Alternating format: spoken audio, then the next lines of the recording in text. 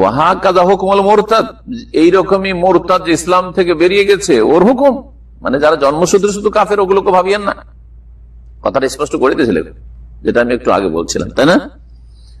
মুরতাদ তারিকিস সালাম, যেমন ইচ্ছা করে নামাজ ছাড়ে, নামাজ পড়ে না, নামাজ পড়তে বলা হচ্ছে পড়ে না, এমন না যে নামাজের গুরুত্ব জানে, যে নামাজ ইসলামের হচ্ছে দ্বিতীয় পিলার, ইসলামের বহিঃপ্রকাশ। আপনার ভিতরে ইমান আছে এটা কেমন বোঝা যাবে? আপনি নামাজ পড়লে না পার্থক্য হবে হিন্দুর সাথে, ইহুদির সাথে, খ্রিস্টানের সাথে। আপনি নামাজ পড়ছেন না, আপনার পাশে হিন্দু আপনার রুমে বাস করে নামাজ পড়েন, তো পার্থক্য কি? কিছু বুঝার নেই। মুখে বললে আমি মুসলিম, অসম্ভব। এই মুসলিম আল্লাহ স্বীকৃতি দেয়নি।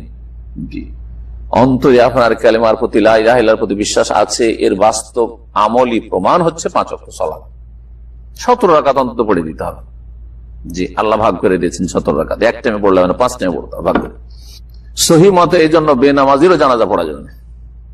ভালো করে শুনে রাখেন, সঠিক মত হচ্ছে যে বেনামাজির জানাজা পড়া যাবে না। জি, আমি হিকমত করি, বেনামাজির জানাজা আমি পড়ি না। হ্যাঁ, রাসূল বেনামাজি ছিলই না, মুসলিম বেনামাজি এই কল্পনাও সাহাবীদের ছিল না। এটাও শুনে রাখেন, রাসূল জামানায় এটা কল্পনা একজন মুসলিম হবে আর বেনামাজি হবে, এই কল্পনা ছিল না।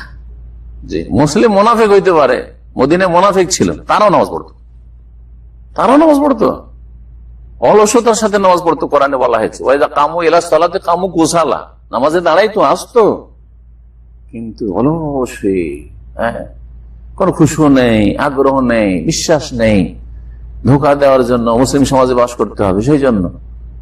আর আজকাল জাতিতে মুসলমান, আমি মুসলিম না তো কি, হিন্দুর বাচ্চা, আরে এত বড় দাবি, আরে নামাজ নেই।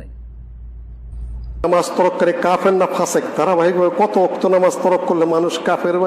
মান তারাকা সালাতা মুতাআম্মিদান ফাকাদ কাফারা, স্বেচ্ছায় সজ্ঞানে এক ওয়াক্ত যদি বাদ দেন, ওই সময় আপনি কাফের, আপনাকে তওবা করতে হবে।